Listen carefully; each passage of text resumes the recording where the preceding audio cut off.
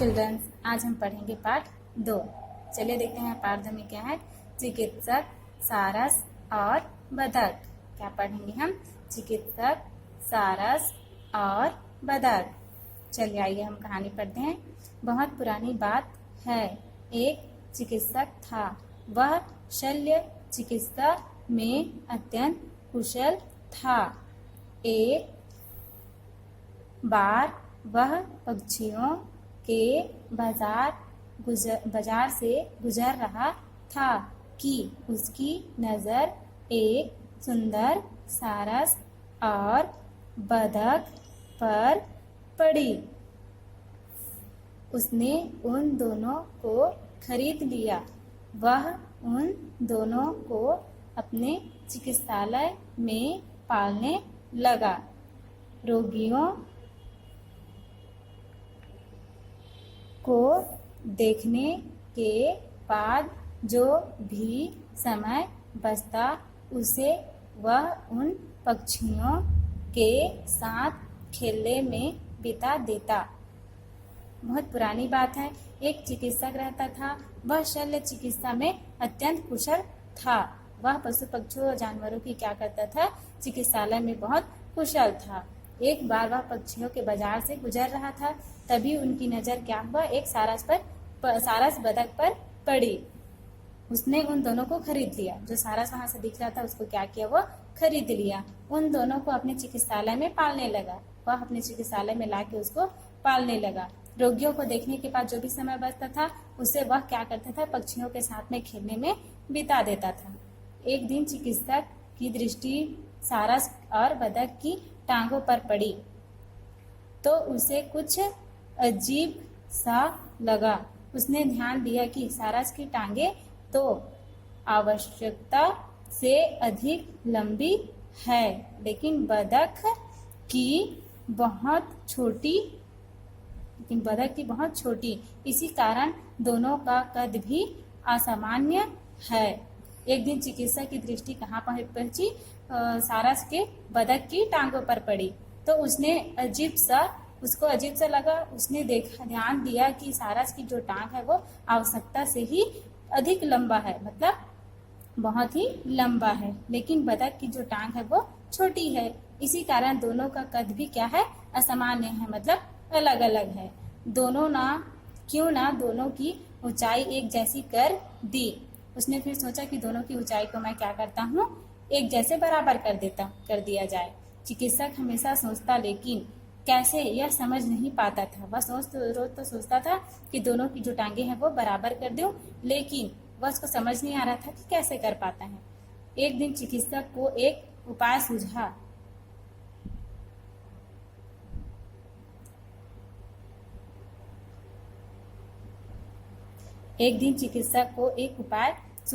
उसने सारस की लंबी टांगों को काटकर आधा कर दिया।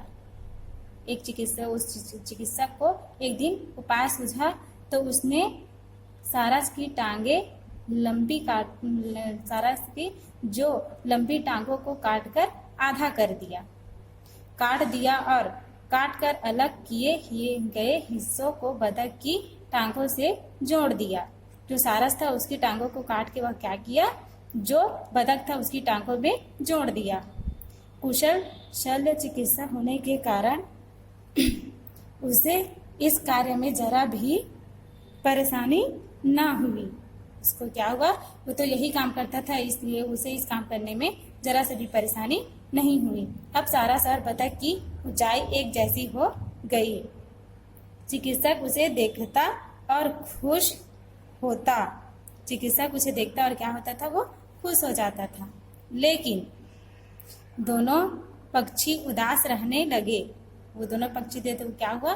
फिर भी वो लोग उदास रहने लगे। पहले जहां वे खूब हष्ट पुष्ट थे वही अब वे काफी क्या हो गए? वो लोग आपस में दुबले पतले क्या दिखने लगे? दुबले पतले हो गए। चिकित्सक ने इस परिवर्तन पर गौर किया तो उसका माथा ठनका। उसने दोनों पक्षियों से पूछा, उसने दोनों पक्षियों से क्या किया, पूछा, क्या तुम दोनों एक समान ऊंचाई पाकर खुश नहीं हो। फिर वो चिकित्सक जो है वो उन लोग की उदासीपना को देखकर क्या करता है, पूछता है, क्या तुम दोनों एक समान ऊंचाई पाकर खुश नहीं हो। सारस ने कहा, कैसे रह सकते हैं कहिए, आपने तो हमें घोर विपत्ति में डाल दिया।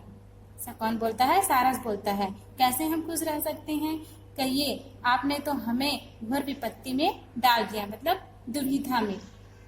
चिकित्सक ने अचरज से कहा, क्या कहते हो। इस पर बतख बोली, सारस ठीक ही तो कह रहा है आपने। क्या बोलता है वो, ठीक ही तो कह रहा है, आपने हमारी ऊंचाई तो बराबर कर दी, लेकिन प्रकृति ने हम दोनों को जो गुण दिए हैं उन्हें आप एक समान कैसे करेंगे। जो है हमें प्रकृति ने दिया है वो आप गुण को कैसे हमारा एक समान कर सकते हो। आपने टांग को तो कर दिया, लेकिन जो हमारे अंदर जो गुण है उसको कैसे एक करेंगे आप। तैरने उन्हें आप एक समान कैसे करेंगे। मैं तैरने वाली चिड़िया हूँ। कौन बोलता है, बतख बोलता है, मैं तैरने वाली चिड़िया हूँ, लेकिन लंबी टांगों के कारण अब ना तो मैं तैर पाऊंगी, ना ही झुककर कीड़े मकोड़े खा पाऊंगी। वो क्या बोलता है, ना मैं अब तैर पाऊंगी, ना ही झुककर कीड़े मकोड़ों को खा पाऊंगी। यह कौन बोलता है, सारस बोलता है। और मैं पानी में घंटों खड़ा रहने वाला पक्षी हूँ, मगर अब खड़ा रहना कठिन है। शिकार नहीं कर पाने की वजह से मैं शीघ्र ही मर जाऊंगा। सारस ने कहा, सारस ने क्या कहा, मगर मैं खड़ा रहना कठिन है, शिकार नहीं कर पाने की वजह से मैं शीघ्र ही मर जाऊंगा, सारस ने कहा। दोनों पक्षियों की बातें सुनकर चिकित्सक को अपनी गलती का एहसास हुआ। वह समझ गया कि प्रकृति के नियमों के विरुद्ध कार्य करने से हानि के अलावा कुछ नहीं हो सकता। वह झेपते हुए बोला, सचमुच मुझसे बहुत बड़ी भूल हो गई। मुझे समझना चाहिए था कि एक का अंग दूसरे को लगा भर देने से दोनों प्राणी एक समान नहीं हो सकते। आखिर प्रकृति के अपने नियम भी तो हैं। शल्य चिकित्सक से दो असमान प्राणियों के आकार प्रकार भले ही एक जैसे कर दिए जाए, लेकिन उनके स्वभाव प्रवृत्ति आदि गुण कैसे बदले जा सकते हैं। यह तो प्रकृति के खिलवाड़ हुआ है ना। मैं वास्तव में लज्जित हूँ। वो जो शल्य चिकित्सक होता है वो बोलता है कि असमान प्राणियों को एक ही आकार में भले ही एक समान कर दिया जाए, लेकिन उसके स्वभाव प्रकृति गुण को जो है वो कभी नहीं बदला जा सकता। तो यह तो प्रकृति के खिलवाड़ हुआ है ना। मैं वास्तव में लज्जित हूँ। वो जो है वो अपनी गलती स्वीकार करता है और अपने आप को बहुत ही शर्मिंदगी महसूस करता है। चिकित्सक को पछताते देख सारस और बतख ने एक साथ कहा, ऐसा क्यों कहते हैं। क्या बोला वो, ऐसा क्यों कहते हैं। भूल तो हर आदमी से होती है। अरे आदमी ही क्यों, हम पक्षी भूल नहीं करते क्या। कौन बोला, वो जो सारस है वो बोलता है।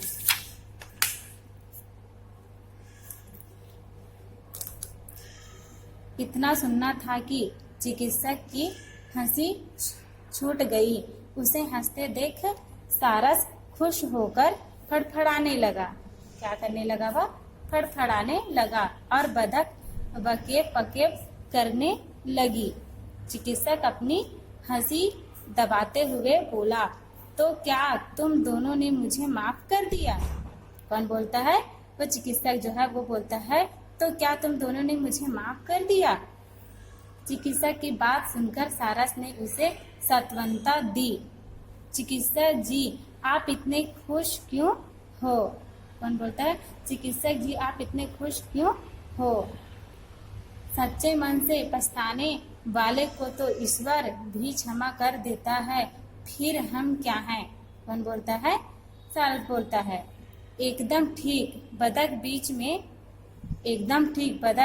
बीच में ही बोल पड़ी। देखिए आप तो पढ़े लिखे हैं, फिर भी अरे आपने तो हमारे प्राण बचाए हैं, आप हमें ना खरीदते तो कोई मार कर खा जाता।